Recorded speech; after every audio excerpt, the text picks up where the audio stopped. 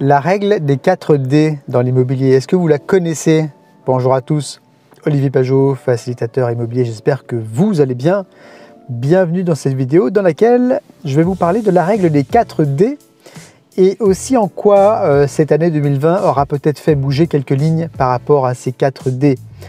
Avant ça, je vous invite à vous abonner à ma chaîne en cliquant sur le bouton en bas à droite de votre écran et aussi à cliquer sur la clochette de notification pour ne rien louper des prochaines vidéos immobilières. Alors, la règle des 4 D en immobilier, elle est assez connue.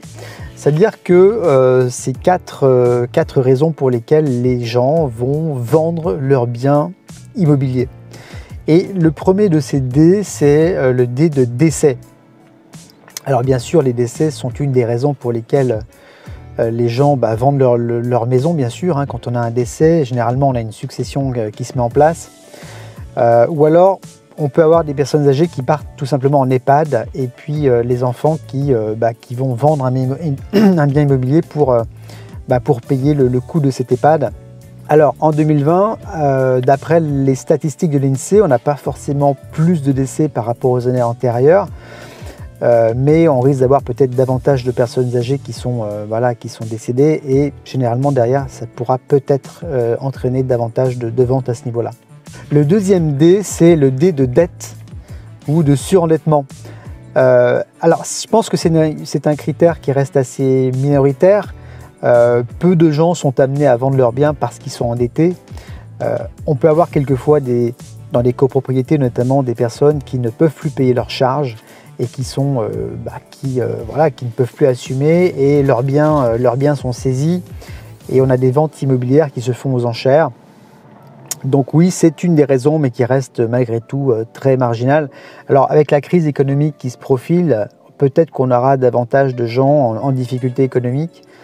On peut également avoir des investisseurs immobiliers notamment qui pour des arbitrages, puisqu'ils auront rencontré des difficultés économiques au cours de cette année 2020, peut-être devront faire des arbitrages et revendre leur patrimoine immobilier pour d'autres biens plus rentables.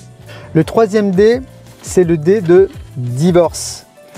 Alors c'est une des raisons principales pour laquelle les gens sont amenés à vendre leurs biens quand les couples ne peuvent conserver le bien, quand un des deux couples ne peut pas racheter la part de l'autre. Et bien le plus souvent les couples sont obligés de revendre leurs biens. Il est possible que ces confinements aient accéléré le processus, d'accélérer le nombre de divorces, même si je n'ai pas forcément de données à ce jour.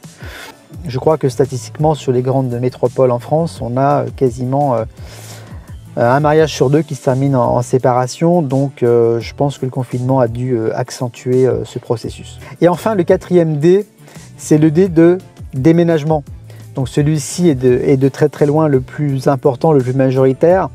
Alors les gens sont amenés à déménager aujourd'hui pour de multiples raisons, notamment pour des raisons professionnelles, lorsqu'il y a des mutations, ou tout simplement quand vous changez de travail, quand vous restez dans une même ville mais que vous changez d'employeur ou d'activité professionnelle, vous êtes peut-être amené à changer de logement également.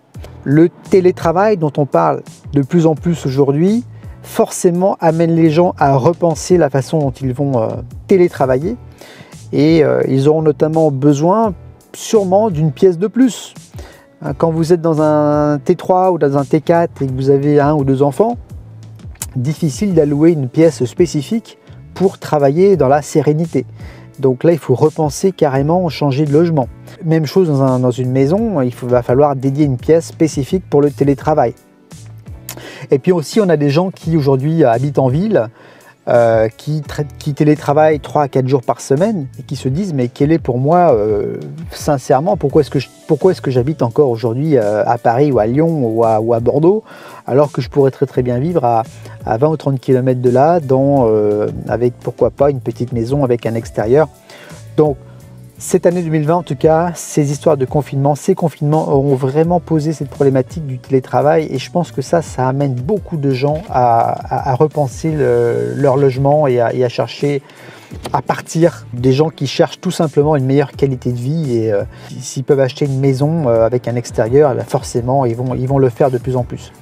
Et ça concerne aussi les retraités qui à un moment donné veulent quitter leur appartement dans lequel ils habitent depuis 15 ou 20 ans ou 30 ans et qui cherchent à déménager, à quitter leur environnement pour habiter, pourquoi pas, dans le sud de la France ou sur la côte atlantique ou dans le sud-ouest, en achetant une maison. Voilà, on a vu les décès, le divorce, la dette et les déménagements, les 4D en immobilier. Ce que je constate en 2020, en cette fin d'année 2020, c'est que le critère du balcon, le critère de l'extérieur, c'est devenu vraiment un critère prépondérant, vraiment impératif pour beaucoup de personnes.